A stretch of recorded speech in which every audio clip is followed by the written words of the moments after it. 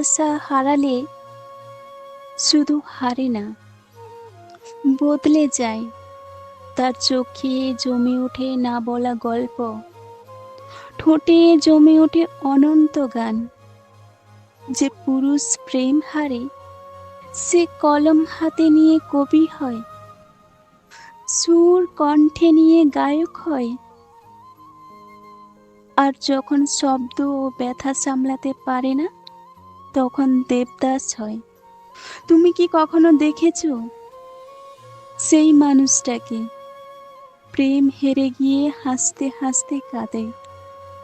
তার চোখে থাকে ভাঙা আয়নার মতো স্বপ্ন, যেখানে স্বপ্নগুলো জোড়া লাগে না, প্রতিটা টুকরোতে লুকিয়ে থাকে অসম্পূর্ণ প্রেমের গল্প। শুধু রাত শোনে, দিন জানে না।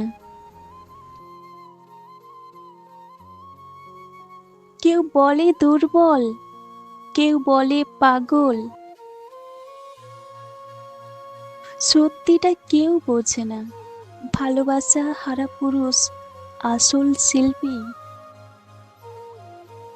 কারণ যন্ত্রণা ছাড়া সত্যিকারের সৃষ্টি হয় না। তার কান্নার প্রতিটা ফোঁটাতে এক একটা গানের সুর।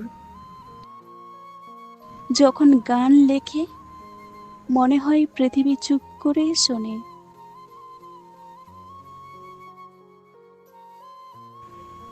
কেউ হয়তো ছেঁড়া ডায়েরির পাতায় লিখে যায়, কেউ হাতের মুঠোয় বোতল তুলে নিয়ে দেবদাস হয়।